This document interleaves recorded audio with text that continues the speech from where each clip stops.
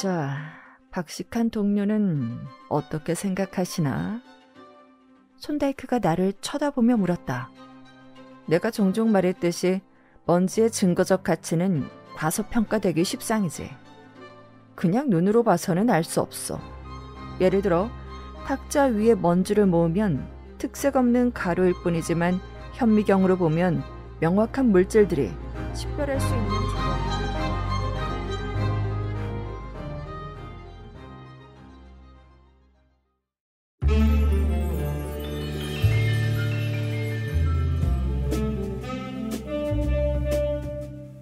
법의학자 탐정 손다이크.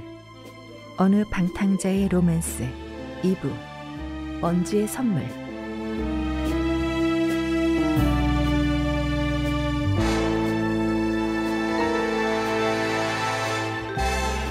법의학자 탐정 손다이크의 어느 방탕자의 로맨스 1부에서는 한때는 장교였지만 현재는 범죄자가 된 한 남자가 보석을 훔치기 위해 파티가 열리는 저택에 들어갔다가 오래전 서로 호감을 가졌었던 부유한 미망인을 만나게 되었는데, 그 순간 그 남자는 그녀의 목에 걸린 다이아몬드에 눈이 획 돌아서 그녀를 클로로포름으로 공격해 쓰러뜨렸습니다. 그리고 그녀가 숨을 쉬지 않자 저택을 떠났죠. 그리고 오늘 이어지는 2부에서는 이제 손다이크 탐정이 짠 나타나서 사건을 해결하겠죠. 그런데 오늘은 손다이크가 먼지 하나로 사건을 해결합니다. 해결? 이걸 해결이라고 해야 할지 모르겠는데 아무튼 재밌고도 짠한 이야기를 준비했어요. 자, 그럼 어느 방탕자의 로맨스 2부 먼지의 선물 들려줄게요.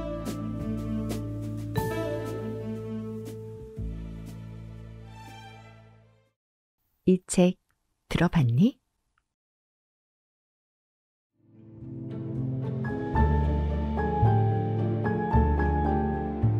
의학을 직업으로 선택했을 때 갖게 되는 단점 중 하나는 책임에서 절대 벗어날 수 없다는 것이다. 상인, 변호사, 공무원은 각자 정해진 시간이 되면 책상을 정리하고 모자를 쓰고 퇴근을 한 후 방해받지 않고 여가를 누릴 수 있다. 그러나 의사는 그럴 수 없다. 일할 때나 쉴 때나 깨어있을 때나 잠들어 있을 때나 친구든 낯선 사람이든 그들이 도움을 요청하면 언제든 의무를 다해야 한다. 내가 아내와 함께 레인스포드에서 열리는 미혼 여성들의 무도회에 가기로 했을 때 그날 저녁만큼은 확실히 의무에서 벗어났다고 생각했다. 그리고 그 믿음은 8번째 춤이 끝날 때까지 계속되었다. 솔직히 말하자면 그 착각이 깨졌을 때 그렇게 유감스럽지 않았다. 마지막 춤 상대는 거의 알아듣기 어려울 정도로 속어를 남발하는 젊은 여성이었다. 솔직히 영어가 모국어가 아닌 사람과 이야기하는 것은 쉬운 일이 아니다. 끝내줘요. 엉망이에요로만 표현하는 사람과 섬세하고 깊이 있는 대화를 나누는 건 무척 어렵다. 사실 나는 지루했고 차라리 샌드위치를 먹으며 대화하는 게 도움이 될 수 있다는 생각에 그녀를 다과실로 유도하려던 참이었다. 누군가 내 소매를 잡아당기는 느낌이 들어 재빨리 돌아보니 약간 겁먹은 얼굴로 아내가 서 있었다. 헨리웰 양이 당신을 찾고 있어요. 어떤 여인이 아프다는데 가서 봐주실래요? 아내는 내 팔을 잡아당겼고 나는 파트너에게 사과한 후 서둘러 잔디밭으로 나갔다. 참 이상하죠. 아내가 말을 이었다. 몸이 안 좋은 여인은 채터 부인인데 아주 부유한 미국인 미망인이래요. 에디스 헨리 양과 포드퍼드 소이가 덤불에 쓰러져 있던 부인을 발견했지만 그녀는 무슨 일이 벌어진 건지 전혀 설명을 못하고 있대요. 불쌍한 에디스는 너무 충격을 받아서 어쩔 줄 몰라 하고 있어요. 그게 무슨 말이야? 내가 아내에게 물었을 때 덩굴로 덮인 아치 옆에서 우리를 기다리고 있던 헨리 양이 우리를 발견하고 달려왔다. 아, 저비스 박사님, 제발 서둘러 주세요. 그녀가 외쳤다. 끔찍한 일이 생겼어요. 줄리의 세계 들으셨나요? 그녀는 대답도 기다리지 않고 아치를 지나 좁은 길을 앞장서서 빠른 걸음으로 걸었다. 그녀의 걸음걸이는 조금 특이했는데 평발인 듯 했다. 우리는 곧 시골풍 계단을 내려갔고 그 끝에 가파른 경사면은 직선으로 뻗어 있었다. 오른쪽에는 높은 뚝이, 왼쪽에는 내리막이 펼쳐져 있었다. 아래 움푹 파인 곳에 한 남자가 덤불 위로 머리와 어깨가 드러난 채 손에 요정 램프를 들고 있었다. 나무에 걸려있던 램프를 들고 내려간 듯 했다. 나는 그가 있는 곳으로 내려갔고 덤불을 돌아서자 화려한 옷을 입은 여성이 땅에 웅크리고 누워있는 것이 보였다. 그녀는 완전히 의식을 잃은 상태는 아니었고 내가 다가가자 약간 움직이며 낮은 목소리로 몇 마디 중얼거렸다. 나는 포도벌이 소위로 보이는 남자에게서 램프를 건네받아 들었다. 그는 나에게 의미심장한 눈길을 보내며 눈썹을 살짝 들어 올렸는데 헨리웰 양이 왜 그렇게 불안해했는지 이해할 수 있었다. 나는 아주 잠깐 헨리웰 양의 생각대로 그녀가 폭행당했거나 취해서 쓰러졌다고 생각했다. 하지만 그녀에게 가까이 다가가자 깜빡이는 램프 불빛에 네모난 붉은 반점처럼 보이는 자국이 드러났는데 마치 코와 입에 겨자 반창고를 댄 것 같았다. 그러나 더 심각한 건 뭔가 심상치 않은 일이 일어났다는 직감이었다. 일단 부인을 벤치로 옮기는 게 좋겠습니다. 내가 헨리웰 양에게 램프를 건네며 말했다. 그 다음에 집으로 옮길지 생각해보죠. 소희와 나는 축 늘어진 부인을 들어 올려 조심스럽게 길 위로 올라가 벤치에 눕혔다. 무슨 일이에요, 저비스 박사님? 헨리웰 양이 속삭였다. 지금은 뭐라 말할 수 없군요. 하지만 헨리웰 양이 우려했던 일은 아닙니다. 정말 다행이네요. 끔찍한 사건이 될 뻔했어요. 그녀가 안도하며 말했다. 나는 희미한 램프를 들고 다시 반쯤 의식이 없는 여인을 살폈다. 그녀의 모습은 꽤 당혹스러웠다. 마치 마취에서 깨어나는 사람처럼 보였지만 얼굴에 있는 네모난 붉은 자국이 버크 살인 사건의 질식사를 떠올렸다. 그러던 중 램프 불빛이 벤치 뒤쪽 바닥에 놓인 하얀 물체를 비췄고 빛을 비춰 확인하니 그것은 네모난 손뭉치였다. 모양과 크기가 여인의 얼굴에 붉은 자국과 일치한다는 걸 즉시 알아보았다. 나는 몸을 굽혀 손뭉치를 집어들다가 벤치 아래 놓인 작은 병도 발견했다. 또 한 번 램프 불빛에 비추어 보았다. 그 병은 1온스짜리 병이었는데 완전히 비어 있었고 라벨에는 메틸화 클로로포름이라고 적혀 있었다. 이로써 그녀의 어눌한 발음과 술 취한 듯한 모습을 설명할 수 있을 것 같았다. 그러나 이 설명 역시 추가적인 해명이 필요했다. 분명히 강도 사건은 아니었다. 부인은 말 그대로 반짝이는 다이아몬드로 온몸을 휘감고 있었기 때문이다. 결국 부인을 실내로 옮겨 회복할 때까지 기다리는 수밖에 없었으므로 소위의 도움을 받아 덤불과 텃밭을 지나 연못으로 그녀를 데려갔다. 그리고 가구가 거의 없는 방 소파 위에 그녀를 눕혔다. 이곳에서 그녀의 얼굴에 물을 뿌리며 정신을 회복하는 자극제를 사용하자 부인은 빠르게 의식을 되찾았다. 그리고 얼마 지나지 않아 부인은 회복했고 그녀에게 일어난 일을 설명할 수 있었다. 클로로포름과 솜은 그녀의 것이었다. 그녀는 치통 치료를 위해 그것들을 사용했는데 병과 솜을 옆에 두고 벤치에 혼자 앉아 있었을 때 이해할 수 없는 일이 벌어졌다. 갑자기 누군가의 손이 그녀 뒤에서 나와 솜으로 그녀의 코와 입을 눌렀다는 것이다. 솜은 클로로포름이 흠뻑 적셔져 있었고 그녀는 바로 의식을 잃었다. 그 사람을 보지 못했나요? 내가 물었다. 네. 하지만 그가 야외복을 입고 있었다는 건 알아요. 제 머리가 그의 셔츠 앞자락에 닿았거든요. 그렇다면 그는 아직 여기에 있거나 아니면 외투 보관실에 갔겠군요. 외투 없이는 이곳을 떠날 수 없었을 테니까요. 아, 그렇군요. 소희가 외쳤다. 제가 가서 알아보겠습니다. 그는 흥분한 채 걸어나갔고 나는 채터 부인의 회복을 확인하고 바로 그를 따라 나섰다. 나는 곧장 외투 보관실로 갔고 소희와 그의 몇몇 동료 장교들이 흥분에 들떠 외투를 입고 있었다. 범인은 갔어요. 포드버리가 외투를 허둥지둥 입으며 말했다. 1시간 전쯤 자전거를 타고 떠났어요. 엄청 초조해 보였다고 하인이 말하더군요. 그럴 만도 하죠.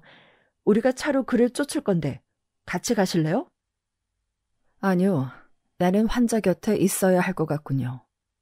그런데 어떻게 그 사람이 맞는다고 확신하죠? 이곳을 나간 사람은 그 한 사람뿐이에요. 게다가 이봐, 빌어먹을 외투를 잘못 줬군. 그는 옷을 벗어 하인에게 돌려줬다. 하인은 당황한 표정으로 외투를 보았다. 확실하신가요, 손님? 그가 물었다. 확실해. 어서 서둘러 주게. 소희가 말했다. 죄송합니다만 떠난 신사가 손님의 외투를 가져간 것 같습니다. 같은 옷걸이에 걸려 있었거든요. 정말 죄송합니다. 소희는 분노로 말문이 막혔다. 죄송하면 일이 해결되나? 도대체 외투를 어떻게 돌려받으라는 거야? 하지만 내가 끼어들었다. 만약 그 낯선 사람이 당신의 외투를 가져갔다면 이 외투는 그의 것이겠군요. 그래요. 포드버리가 말했다. 하지만 난 그의 끔찍한 외투 따위는 필요 없어요. 그래도 그 외투가 신원을 확인하는데 쓸모가 있을지도 모르죠. 그러나 외투를 잃은 소희에게는 이 말이 별다른 위로가 되지 않는 듯했다. 그는 차가 준비되자 서둘러 떠났고 나는 하인에게 외투를 안전한 곳에 보관하라고 지시하고 다시 환자에게 돌아갔다. 채토 부인은 이제 거의 회복한 상태였으며 자신을 공격한 사람에게 강한 복수심을 품고 있었다. 심지어 그가 적어도 다이아몬드를 몇 개라도 가져갔다면 살인 미수에 강도 혐의까지 추가되어 처벌받을 수 있었을 거라며 아쉬워했다. 그리고 장교들이 그를 잡으면 너무 관대하게 봐주는 일이 없기를 진심으로 바랐다. 그런데 저비스 박사님, 헨리웰 양이 말했다. 이번 파티는 좀 이상한 일이 있었다는 걸 말씀드려야 할 것 같아요.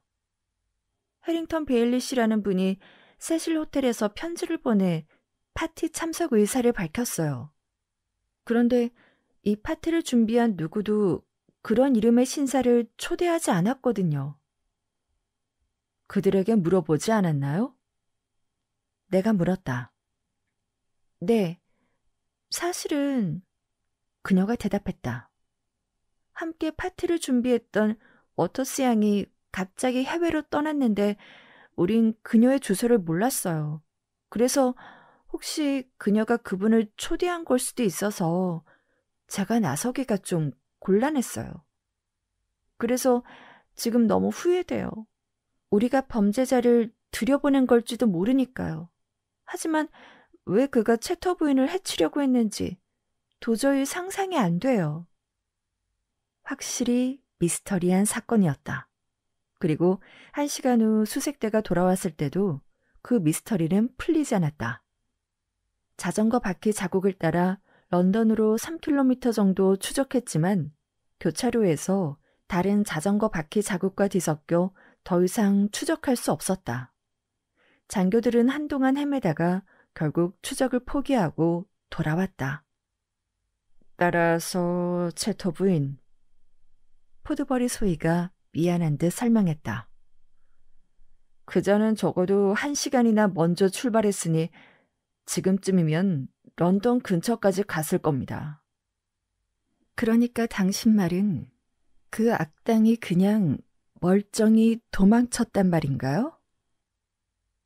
채터 부인이 경멸의 눈빛으로 소희를 바라보며 말했다. 그런 것 같네요. 포드버리가 대답했다. 하지만 제 생각엔 그 남자를 본 하인에게 인상착의를 확인해서 내일 런던 경찰청에 가보시는 게 좋을 것 같습니다. 그곳 경찰들이 그자를 알고 있을 수도 있고 그 외투를 가져가면 알아볼 수도 있으니까요. 그럴 것 같진 않네요. 채터 부인이 말했다. 사실 내가 생각해도 그럴 가능성은 작아 보였다. 하지만 더 나은 방법이 없으니 그녀는 그 계획을 따르기로 했다. 그리고 나는 더 이상 이 일과 관련이 없을 것으로 생각했다. 그러나 내 생각은 틀렸다. 다음 날 정오 무렵 나는 졸린 상태로 상속권 소송 사건을 검토하고 있었고 손다이크는 강의를 준비하고 있었다. 그때 우리 사무실 문을 놓고 하는 경쾌한 소리가 들렸다. 나는 겨우 4시간밖에 못 잔 피곤한 몸을 일으켜 문을 열었다. 사무실로 들어온 사람은 다름 아닌 채터 부인이었고 그 뒤로 미소를 띤 밀러 경감이 갈색 종이 꾸러미를 들고 따라 들어왔다. 채터 부인은 기분이 썩 좋아 보이지는 않았지만 큰 충격을 겪은 것 치고는 놀라울 만큼 활기차 보였고 밀러 경감에게 노골적인 불만을 드러냈다. 저비스 박사님께 어젯밤 저를 살해하려 했던 사건에 대해 이미 들으셨겠죠? 내가 그를 동료에게 소개하자 그녀가 말했다. 정말 믿기 어려운 얘기죠? 그래서 오늘 런던 경찰청에 가서 그 악당의 인상착의를 설명하고 심지어 그가 입고 있던 바로 그 외투까지 보여줬는데 경찰은 할 수 있는 게 아무것도 없다는 거예요. 한마디로 그 악당을 그냥 자유롭게 다니도록 내버려둬야 한다는 거예요. 보시다시피 박사님, 밀러 경감이 말했다. 이 부인은 영국 중산층 남성 절반에 해당하는 인상착의를 말씀하셨고 아무 표식도 없는 외투를 보여주시면서 우리가 외투의 주인을 찾아내길 기대하십니다. 우리는 마법사가 아니라 그냥 경찰일 뿐이거든요. 그래서 채터 부인을 박사님께 모시고 온 겁니다. 그는 음흉한 미소를 지으며 꾸러미를 탁자 위에 내려놓았다. 그래서 뭘 원하십니까? 손다이크가 조용히 물었다. 아, 박사님, 여기 외투가 있습니다. 주머니에는 장갑 한 켤레, 목도리, 성냥갑, 전차표, 그리고 예일 열쇠 하나가 들어있었다.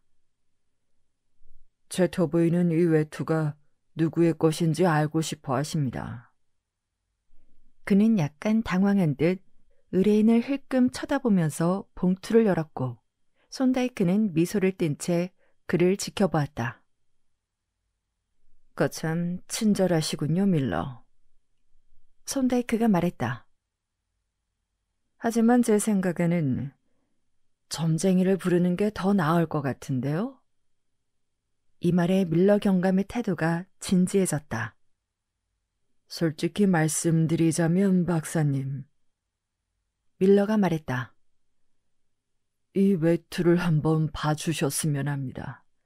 저희는 단서를 찾지 못했지만 이 사건을 포기하고 싶지 않거든요. 제가 외투를 꼼꼼히 조사했지만 단서가 될 만한 걸 발견하지 못했어요.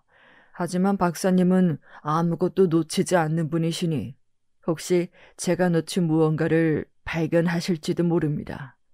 조사를 어디서부터 시작해야 할지 힌트를 줄 만한 것이 있을지도 모르니까요. 그러니까 현미경으로 한번 봐주실 수 없겠습니까? 그는 조심스럽게 미소를 지으며 덧붙였다. 손다이크는 호기심 어린 눈길로 외투를 바라보며 잠시 생각에 잠겼다. 나는 그가 이 문제를 제법 흥미롭게 느낀다는 걸 알 수 있었다. 그리고 채토 부인까지 간절히 요청하자 결국 예상했던 대로였다. 좋습니다. 손다이크가 말했다. 외투를 1시간 정도 저에게 맡기고 가십시오. 한번 살펴보죠. 이 외투에서 무언가를 알아낼 가능성은 전혀 없을 것 같지만 조사한다고 해서 해가 될 건 없으니까요. 2시에 다시 오세요. 그때쯤이면 별것 없다는 결론을 준비할 수 있을 것 같군요. 그는 방문객을 배웅하고 탁자로 돌아와 외투와 주머니에서 나온 물건들이 담긴 커다란 봉투를 내려다보며 익살스러운 미소를 지었다. 자, 박식한 동료는 어떻게 생각하시나? 손다이크가 나를 쳐다보며 물었다. 우선 나라면 전차표부터 살펴볼 것 같은데? 내가 대답했다. 그리고 밀러의 제안도 나쁘지 않은 것 같아. 현미경으로 외투 표면을 조사해보는 것 말이야.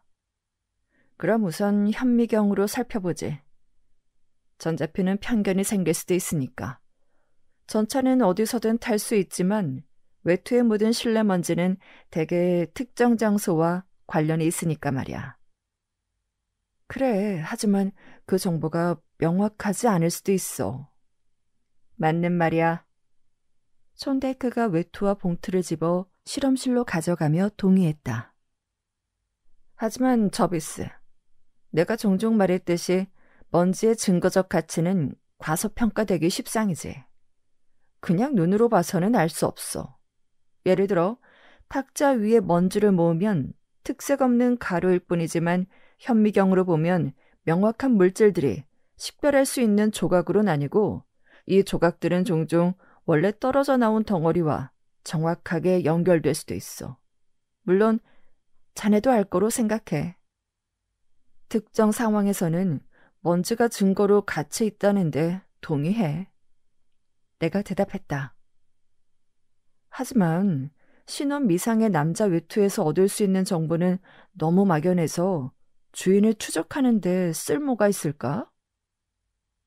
자네 말이 맞을지도 모르지. 손다이크가 외투를 실험대 위에 놓으며 말했다. 하지만 폴튼이 특허받은 먼지 추출기를 빌려주면 곧 알 수 있을 거야. 손다이크가 언급한 작은 장치는 재주 많은 우리 실험실 조수의 발명품이었고 카펫을 청소하는 데 쓰는 진공청소기와 원리가 비슷했다. 그러나 이 장치는 한 가지 특별한 기능이 있었다. 먼지 추출기가 현미경 슬라이드에 끼울 수 있게 설계되었고 그 슬라이드가 먼지가 포함된 공기가 분사되게 되어 있었다.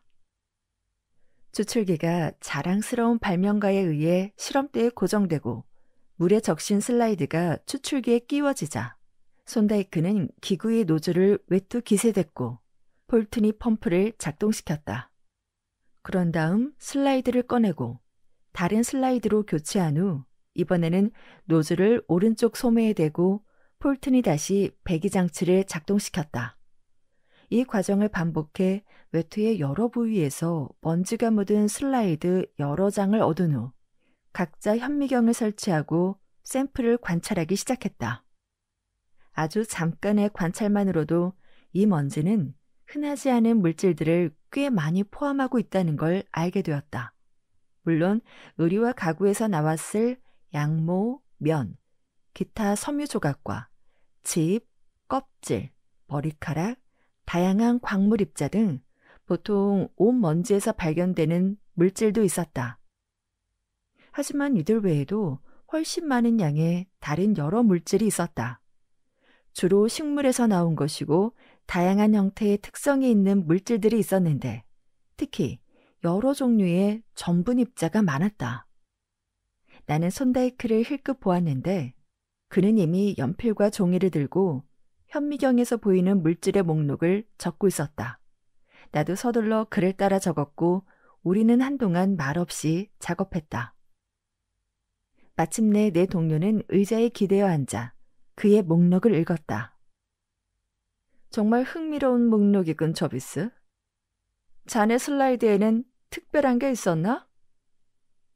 여기는 작은 박물관이 있어. 내가 목록을 보며 대답했다. 랜스포드 도로에서 나온 흰 가루가 있는 건 당연하고 다양한 전분, 주로 밀과 쌀, 특히 쌀 전분이 있어. 여러 씨앗 껍질 조각과 단단한 알갱이, 강황처럼 보이는 노란 물질, 검은 후추 수지세포, 포토와인, 고추세포, 피멘토 세포 하나, 그리고 흑연 입자도 있어. 흑연? 손다이크가 외쳤다.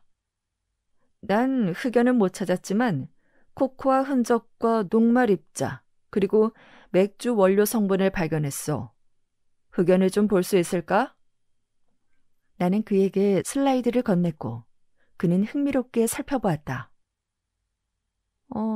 그래. 흑연이 확실하군. 그것도 6개의 입자가 있어. 외투를 좀 더 자세히 살펴보는 게 좋겠는걸. 이게 왜 중요한지 아나? 이건 공장에서 나온 먼지가 분명하고 지역을 특정할 수 있다는 것도 알겠는데 그 이상은 모르겠어.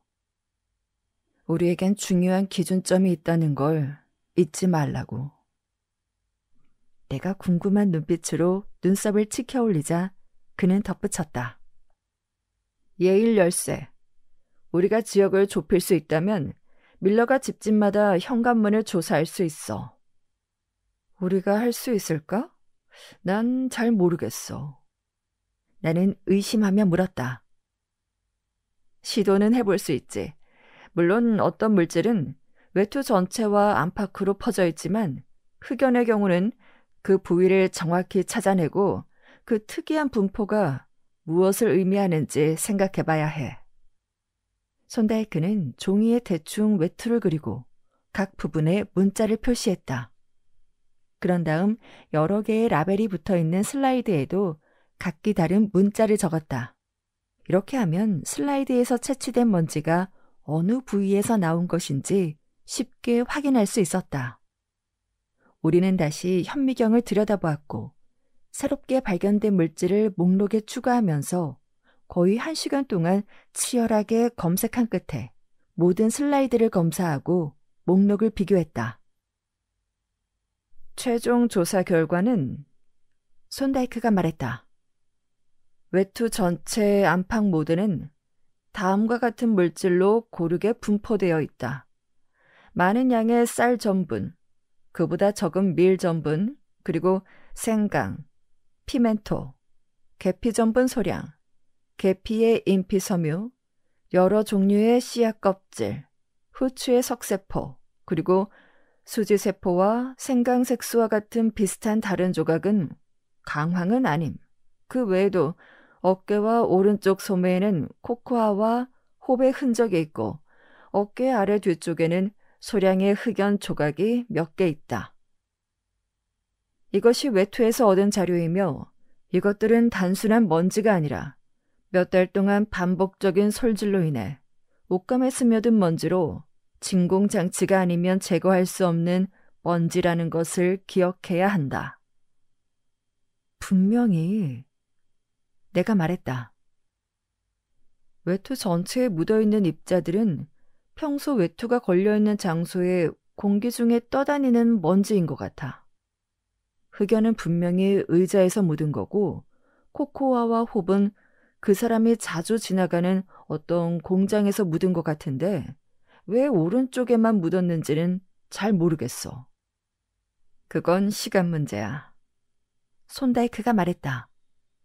그리고 그 사람의 습관과 관련이 있다는 걸 알 수 있지. 집을 나설 때 그는 오른쪽에 있는 공장을 지나가고 집에 돌아올 때는 왼쪽으로 지나가지만 그때는 공장이 일을 끝낸 상태인 거야.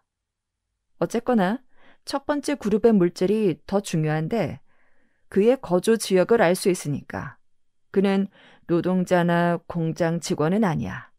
쌀 전분, 밀 전분, 그리고 향신료로 분류되는 물질 그룹은 쌀 공장, 밀가루 공장, 그리고 향신료 공장을 암시하지. 폴튼, 전화번호 좀 가져다 주겠어? 손다이크는 직업란을 넘기며 말을 이었다. 런던에는 쌀 공장이 4곳 있는데 그중 가장 큰 곳은 도케드에 있는 카버치야. 이제 향신료 공장을 찾아볼까? 그는 다시 장을 넘기며 이름 목록을 훑었다. 런던에는 6개의 향신료 공장이 있어. 그중 토마스 윌리엄스 공장이 도케드에 있군. 나머지는 쌀 공장 근처에는 없어. 자, 밀가루 공장을 볼까? 밀가루 공장 목록도 여러 개 있지만 쌀 공장이나 향신료 공장 근처에 있는 곳은 하나뿐이야. 셋 테일러가 운영하는 세이비어 밀가루 공장인데 도케드에 있군. 이거 점점 더 흥미로워지는데? 내가 말했다. 이미 흥미롭지. 손다이크가 말했다. 우리는 이 외투에 묻어있는 여러 먼지의 조합을 도케드에서 찾았어. 그리고 이 독특한 조합은 런던 어디에도 없지. 그 다음 흑연과 코코아 그리고 맥주 원료로 쓰이는 식물 먼지 홉은 이 지역 공장과 관련이 있어. 내가 알기로 도케드를 지나는 전차는 로엘가에 있는 피어스 더프 흑연 공장에서 그리 멀지 않은 곳을 지나가는데 바람이 특정 방향으로 불면 흑연 입자가 묻을 가능성이 있지. 또 고트거리의 호슬리다운에는 페이네 코코아 공장이 있는데 서쪽으로 가는 전차 노선이 오른쪽에 있어. 그리고 사우스워크 거리 오른쪽에는 여러 홉 창고가 있는 걸 본 적이 있지. 하지만 이건 단지 의견일 뿐이야. 정말로 중요한 건 쌀과 밀가루 공장, 그리고 향신료 공장인데 이건 분명 도케드를 가리키는 게 확실해. 도케드에 주택이 있나? 내가 물었다. 거리 목록을 찾아봐야지. 옛 열쇠는 아마도 단층 아파트의 열쇠일 것 같고 사라진 남자는 혼자 사는 사람인 것 같군. 손다이크는 목록을 훑어보더니 손가락으로 페이지를 가리키며 나를 바라보았다. 우리가 알아낸 사실들이 단순한 우연의 연속이라면 여기 또 다른 우연이 있어. 도케드의 남쪽 향신료 공장이 바로 옆집이자 카버츠의 쌀 공장 맞은편에 노동자 아파트 해보너 건물이 있어. 이곳은 모든 조건이 딱 들어맞아. 이 아파트에서 창문을 열고 코트를 걸어두면 우리가 발견한 것과 정확히 일치하는 성질의 먼지가 공기에 노출될 거야. 물론 도케드의 다른 주택에서도 같은 조건이 성립될 수 있지만 확률적으로는 이 건물의 가능성이 가장 커. 여기까지가 우리가 추론할 수 있는 전부네. 물론 확실한 건 아니지만. 우리의 추론에는 근본적인 오류가 있을 수도 있어. 하지만 예일 열쇠로 열릴 문은 도케드 지역 중에서도 해노버 건물의 가능성이 제일 크지. 나머지 확인 작업은 밀러 경감에게 맡기는 수밖에. 전차표를 확인해 보는 게 좋지 않을까? 내가 물었다. 이런! 그가 외쳤다. 표를 읽고 있었네. 그래, 확인해 봐야지. 손다이크는 봉투를 열고 내용물을 의자 위로 쏟아내더니 낡은 종이 조각을 집어들었다. 그가 흘깃 본 뒤 나에게 건넸다. 그 표는 툴리가에서 도케드까지의 구간이 표시되어 있었다. 우연히 또 하나 추가되었군. 손다이크가 말했다. 그리고 또 하나의 우연으로 밀러가 사무실 문을 두드리는 소리가 들리는 것 같았다. 역시나 그는 경감이었고 그가 사무실로 들어오자마자 튀덕거리에서 들려오는 자동차 소리가 채터 부인의 도착을 알렸다. 우리는 문을 열어둔 채 그녀를 기다렸고 부인은 들어오자마자 충동적으로 손을 내밀었다. 어떻게 됐나요, 손다이크 박사님? 그녀가 외쳤다. 뭔가 알아낸 게 있나요? 제 생각에는 손다이크가 대답했다. 경감님이 이 열쇠를 가지고 버먼드 도케드의 해노버 아파트에 가면 아마 맞는 문을 찾을 수 있을 것 같군요. 세상에. 밀러 경감이 외쳤다. 죄송합니다, 부인. 저는 외투를 꽤 자세히 살펴본 줄 알았는데 도대체 제가 뭘 놓친 거죠? 편지라도 숨겨져 있었나요? 당신이 놓친 건 코트에 묻었던 먼지뿐입니다, 밀러. 손다이크가 말했다. 먼지? 밀러가 내 동료를 바라보며 외쳤다. 그러고는 조용히 킥킥 웃더니 말을 이었다. 제가 말했듯이 저는 마술사가 아니라 그냥 경찰입니다. 그가 열쇠를 집어들고 물었다. 함께 가시겠어요, 박사님? 물론 가실 거예요. 채터 부인이 말했다. 그리고 악당을 확인하러 저비스 박사님도 가주세요. 이제 그 악당을 잡았으니 도망갈 틈을 주면 안 돼요. 손다이크가 시큰둥하게 웃으며 말했다. 원하신다면 함께 가시죠, 채터 부인. 하지만 우리의 추리가 반드시 확실하다고 생각하지 않으셨으면 합니다. 오류가 있을 수도 있으니까요. 하지만 결과가 궁금하기도 합니다. 사실 그 사람을 잡는다 해도 그를 유죄로 만들 증거는 부족할 겁니다. 부인이 증명할 수 있는 것은 그가 그 저택에 있었고 서둘러 떠났다는 것뿐이니까요. 채터 부인은 경멸하는 눈빛으로 손다이크를 한동안 바라보더니 치맛자락을 걷어올리고 방을 빠져나갔다.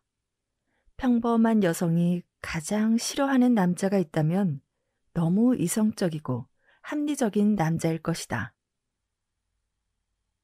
큰 차는 플렉 프라이머스 다리를 빠르게 지나 우리는 곧 툴리 거리를 따라 버먼지 쪽으로 방향을 틀었다. 도케드가 보이자마자 탐정 손다이크와 나는 차에서 내려 걸어갔다. 두꺼운 베일로 얼굴을 가린 의뢰인은 차에 탄 채 우리와 약간의 거리를 두고 뒤따라왔다. 세이비어 독 항구 입구 맞은편에 손다이크가 멈춰 담 너머를 내려다보며 높고 큰 건물의 뒤쪽 튀어나온 부분과 밀가루와 쌀가루를 싣는 바지성 가판에 쌓인 하얀 가루를 내게 가리켰다. 그런 다음 길을 건너 그는 향신료 공장 지붕 위에 있는 나무 랜턴을 가리켰는데 통풍 구멍은 회갈색 먼지로 덮여 있었다. 이렇게 상업 현장에 정의를 실현하는 데 기여를 하는군. 아니, 적어도 그러길 바라네. 손다이크가 말했다. 우리가 건물로 들어가자 밀러 경감이 조사를 마치고 돌아오고 있었다. 여기는 아니군요. 다음 층으로 가봅시다. 밀러가 말했다. 그 다음 층이 2층인지 3층인지 알 수 없었지만 어쨌든 흥미로운 것은 발견되지 않았고 그는 계단참에 있는 문을 훑어본 뒤 돌계단을 빠르게 올라갔다. 다음 층 역시 아무것도 찾지 못했고 우리의 열정적인 조사에도 불구하고 흔히 쓰이는 자물쇠 열쇠 구멍 외에는 찾지 못했다. 누굴 찾는 거죠? 먼지를 뒤집어 쓴 공장 노동자가 아파트에서 나와 물었다. 머그스요. 밀러가 신속하게 대답했다. 모르겠는데요? 더 위층에 있을 겁니다. 그래서 우린 더 위층으로 올라갔지만 여전히 열쇠에 맞는 문 구멍을 찾지 못했다. 나는 불안해지기 시작했고 4번째 층까지 조사했지만 결과가 없자 나의 불안은 극에 달했다. 쓸데없는 발견은 흥미로울 수 있어도 인정받지는 못하는 것처럼 말이다. 혹시 실수하신 건 아니겠죠, 박사님? 밀러가 이마에 땀을 닦으며 말했다. 그럴 수도 있죠. 손다이크가 침착하게 대답했다. 이 수색은 어디까지나 실험적으로 제안한 것뿐이니까요. 경감은 투덜거렸다. 사실 나도 마찬가지지만 손다이크의 실험적인 제안이 다른 사람에게는 확신과 다름없었으니까. 우리가 그를 찾지 못하면 제터 부인이 크게 실망할 텐데 그녀는 확신하고 있다고. 밀러는 마지막 계단을 올라가며 투덜댔다. 그는 계단 꼭대기에서 멈춰 잠시 주변을 둘러보았다. 그러다 갑자기 몸을 돌려 손다이크의 팔을 잡고 구석의 문을 가리켰다. 예일 자물쇠예요. 밀러가 의미심장하게 속삭였다. 우리는 발끝을 세워 그를 조용히 따라가 그가 손에 열쇠를 들고 황동 자물쇠를 만족스럽게 바라보는 모습을 지켜봤다. 밀러가 홈이 파인 열쇠날 끝을 실린더의 구부러진 틈에 조용히 맞대고 소리 없이 미끄러져 들어가는 걸 지켜보았다. 밀러는 승리의 미소를 지으며 우리를 돌아봤고 조용히 열쇠를 빼내어 우리 쪽으로 돌아왔다. 찾았네요, 박사님. 밀러가 속삭였다. 하지만 여우 같은 남자는 집에 없는 것 같아요. 아직 돌아오지 않았나 봅니다. 왜 그렇게 생각하시죠? 손다이크가 물었다. 밀러는 문을 가리켰다. 아무것도 건드리지 않았습니다. 그가 대답했다. 페인트에 자국 하나 없어요. 그는 열쇠가 없어서 에일 자물쇠를 딸 수 없었을 거예요. 만약 들어가려 했다면 부수고 들어가야 했는데 그런 흔적은 없어요. 손다이크는 문으로 다가가 우편물 덮개를 밀고 그 틈으로 내부를 들여다보았다. 우편함이 없군요. 그가 말했다. 밀러, 한자길이의 철사와 송진을 바른 끈만 있으면 5분 안에 문을 열 수 있습니다. 밀러는 고개를 저으며 다시 한번 미소를 지었다. 박사님이 범죄자가 아니라서 다행입니다. 우리에게는 너무 벅찬 상대가 되었을 테니까요. 부인께 올라오라고 신호를 보낼까요?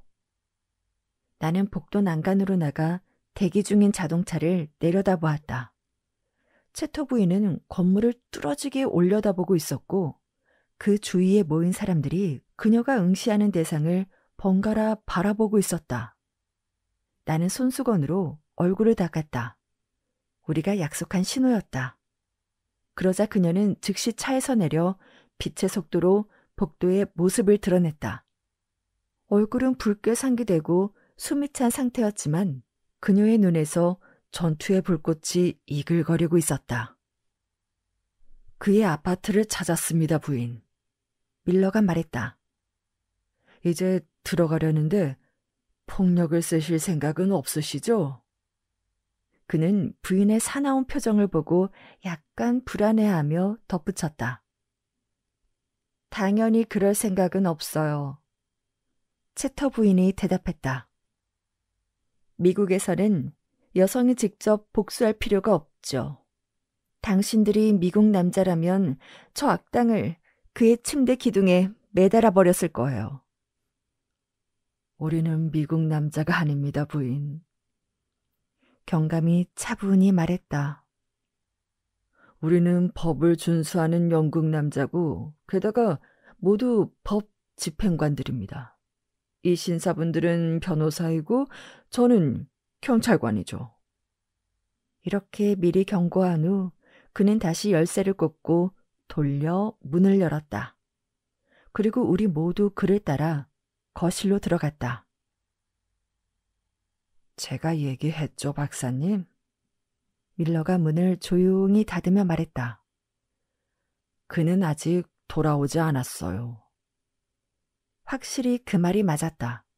아파트 안에는 아무도 없었고 우리는 아무런 방해 없이 조사를 시작했다. 참으로 비참한 광경이었다. 우리가 초라한 방에서 다른 방으로 이동하는 동안 이곳에 사는 남자에게 연민이 생겼고 그가 저지른 범죄의 참혹함이 잠시나마 이해되는 듯 했다. 사방이 혹독한 가난의 흔적뿐이었다. 거실의 맨바닥, 의자 하나와 조악한 작은 탁자, 아무것도 없는 벽과 블라인드나 커튼조차 없는 창문이 우리를 생기 없는 눈으로 응시했다. 탁자 위에는 종이장처럼 얇게 깎아진 네덜란드 치즈 껍질이 조금밖에 남아있지 않았다. 찬장과 빵통은 비어 있었고 차통에는 먼지 한 줌이 남아있었으며 빵 껍질로 닦아 먹은 것 같은 잼병도 눈에 띄었다. 쥐 한 마리가 끼니를 해결할 수 있을 만큼의 음식도 없었다. 침실도 마찬가지였지만 묘하게 다른 점이 있었다. 초라한 밀집 매트리스와 값싼 황마럭으로 된 초라한 침대. 세워진 오렌지 상자가 화장대 역할을 했고 또 다른 오렌지 상자 위에는 양철 세면대가 올려져 있었다. 하지만 못에 걸려있는 양복은 날씬했으나 잘 재단되어 있고 심지어 세련된 스타일이었으며 바닥에 가지런히 개어 신문지로 덮어둔 또 다른 양복도 있었다. 그리고 무엇보다 침대 위에는 이 집과는 어울리지 않는 은재 담배 케이스가 놓여 있었다. 도대체 이 사람은 왜 굶주리고 있는 거지? 내가 말했다. 은재 케이스를 전당포에 맡기면 될 텐데. 그럴 수는 없죠. 밀러가 말했다. 생업 도구를 전당포에 맡기는 사람은 없으니까요. 채터 부인이 집안을 둘러보며 부유한 여성으로서 처음으로 극심한 빈곤을 목격하고는 충격을 받았는지 말없이 놀란 표정을 지었다. 그러고는 갑자기 밀러 경감을 향해 돌아섰다. 이 사람이 그럴 리 없어. 그녀가 외쳤다. 박사님이 실수한 거예요. 이 불쌍한 사람은 밀로델 같은 저택에 들어갈 수 없다고요. 손다이크가 신문을 들어 올렸다. 그 아래에는 야외복 슈트와 셔츠, 칼라, 넥타이가 접혀 있었다. 손다이크는 셔츠를 펼쳐 기묘하게 접힌 앞부분을 가리켰다. 그는 가까이 다가가 살펴보고 인조 다이아몬드 단추에서 머리카락을 들어 올렸다. 여성의 머리카락이었다. 꽤 의미심장한 증거물이군요. 그가 손가락 끝으로 머리카락을 들어 보이며 말했다. 채터 부인도 그렇게 생각한 듯 했다. 조금 전까지 연민을 느꼈던 표정은 사라지고 그녀의 눈빛에서 복수심의 불꽃이 타올랐다. 그가 빨리 왔으면 좋겠네요. 그녀가 쌀쌀맞게 말했다. 그에게 감옥은 별 고생도 안 되겠지만 그가 법정에서 재판을 받는 모습을 보고 싶군요. 맞습니다. 밀러 경감이 동의하며 말했다. 이곳에서 포틀랜드 교도소로 옮겨가는 건 그에게는 고생도 않을 겁니다. 쉿! 들어보세요. 누군가 문에 열쇠를 끼우는 소리가 났고 우리가 동상처럼 굳은 채 서 있는 사이 한 남자가 들어와 문을 닫았다. 그는 침실문을 지나면서도 우리를 보지 못했고 지친 사람처럼 발을 질질 끌며 걸었다. 곧장 부엌으로 가서 그릇에 물을 붓는 소리가 들렸고 그는 다시 거실로 돌아왔다. 따라와요. 밀러가 조용히 문 쪽으로 걸어가며 말했다.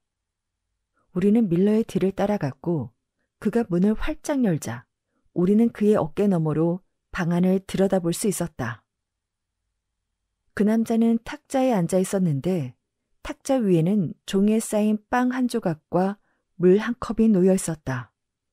문이 열리자 그는 반쯤 일어섰고 얼어붙은 듯 멍한 표정으로 밀러를 응시했는데 그의 얼굴엔 공포가 가득했다. 그 순간 내 팔에 손이 닿았고 채터 부인이 나를 거칠게 밀치고 방으로 들어갔다. 하지만 그녀는 문턱에 멈춰 섰고 그 남자의 창백한 얼굴에 기묘한 변화가 일어났다. 그 변화가 너무 놀라워서 나는 절로 그녀와 그 남자를 번갈아 바라보았다. 그녀의 얼굴은 순식간에 창백해졌고 믿을 수 없는 일이 일어난 것처럼 공포스러운 표정을 짓고 있었다. 이 극적인 침묵을 깬 것은 밀러의 무미건조한 목소리였다. 나는 경찰이고 당신을 체포합니다. 혐의는... 그때 채터 부인의 히스테리컬한 웃음소리가 들렸고 밀러가 놀라며 그녀를 바라보았다. 멈춰요. 멈추세요. 그녀는 떨리는 목소리로 외쳤다. 우리가 터무니없는 실수를 한 것 같아요. 이 사람은 그 사람이 아니에요. 이 신사는 롤랜드 데위루, 제 오래된 친구예요. 친구라니 유감스럽군요. 밀러가 말했다.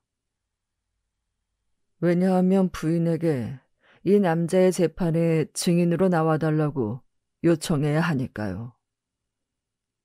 원하는 대로 하세요. 채터 부인이 말했다. 하지만 제가 말했잖아요. 이분은 범인이 아니라고요. 경감은 코를 문지르며 용의자를 탐욕스럽게 바라보았다. 제가 이해하기로 부인. 그는 건조하게 물었다. 고소하지 않겠다는 말씀인가요? 고소라뇨? 그녀는 소리쳤다. 그가 범죄를 저지르지 않았다는 걸 아는데 고소하라고요? 네, 당연히 안 할 거예요. 밀러가 손다이크를 보았지만 내 동료의 얼굴은 완전히 굳어져 무표정한 얼굴을 하고 있었다. 좋습니다. 밀러가 시무룩하게 시계를 보며 말했다. 그럼 우리는 헛수고를 한 셈이군요. 좋은 오후 되시길 바랍니다, 부인. 신경 쓰게 해드려 죄송해요. 채터 부인이 말했다. 안 됐군요. 밀러는 퉁명스럽게 대답하고 열쇠를 탁자 위에 던지며 방을 나갔다. 바깥문이 쾅 닫히자 그 남자는 당황하며 자리에 앉았다. 그러고는 갑자기 팔을 탁자 위에 털썩 올리고 머리를 떨어뜨리고는 울음을 터뜨렸다. 정말 난처한 상황이었다. 손다이크와 나는 동시에 나가려고 몸을 돌렸지만 채터 부인은 우리에게 머물러 달라고 손짓했다. 그녀는 남자에게 다가가 그의 팔을 가볍게 건드렸다. 왜 그랬어요? 그녀가 부드럽게 책망하며 물었다. 남자는 몸을 일으켜 앉아 한쪽 팔을 휘저으며 초라한 방과 텅 빈 찬장을 가리켰다. 순간 미쳤었나 봐요. 그가 말했다. 나는 무일푼이었는데 그 저주받은 다이아몬드가 내 눈에 띄었어요. 손만 뻗으면 내 것이 될 수 있었죠. 그래서 순간 미쳤던 것 같아요. 그런데 왜 가져가지 않았죠? 왜 안 가져갔어요? 모르겠어요. 그 미친 마음이 사라졌어요. 그리고 당신이 누워있는 걸 보고 맙소사. 왜 나를 경찰에 넘기지 않았죠? 그는 다시 머리를 숙이고 흐느꼈다. 채터 부인은 예쁜 회색 눈에 눈물을 머금은 채 몸을 숙이고 그에게 말했다. 하지만 말해봐요.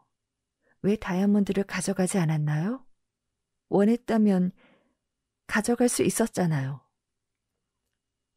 그게 내게 무슨 소용이 있었겠어요. 그가 격하게 말했다. 무슨 의미가 있냐고요. 난 당신이 죽은 줄 알았어요. 나 죽지 않았어요. 보시다시피. 그녀가 눈물을 머금은 채 미소 지으며 말했다. 비록 나이는 들었지만 잘 지내죠. 그리고 당신의 주소가 필요해요. 도움이 될 만한 편지를 쓰고 싶거든요. 그 남자는 일어나 주머니에서 낡은 명함 케이스를 꺼내 여러 장의 명함을 카드놀이 패를 펼치듯 펼쳤다. 그때 나는 손다이크의 눈이 반짝이는 걸 본 것 같았다. 제 이름은 어거스터스 베일리예요. 그 남자가 말했다. 그는 적절한 명함을 골라 연필로 주소를 휘갈겨 쓰고는 다시 전처럼 몸을 웅크렸다. 고마워요. 채터 부인이 탁자 옆에 잠시 머물며 말했다. 이제 우린 갈게요. 안녕히 계세요, 베일리 씨. 내일 편지 쓸게요. 그리고 오랜 친구의 조언을 진지하게 받아들여야 해요.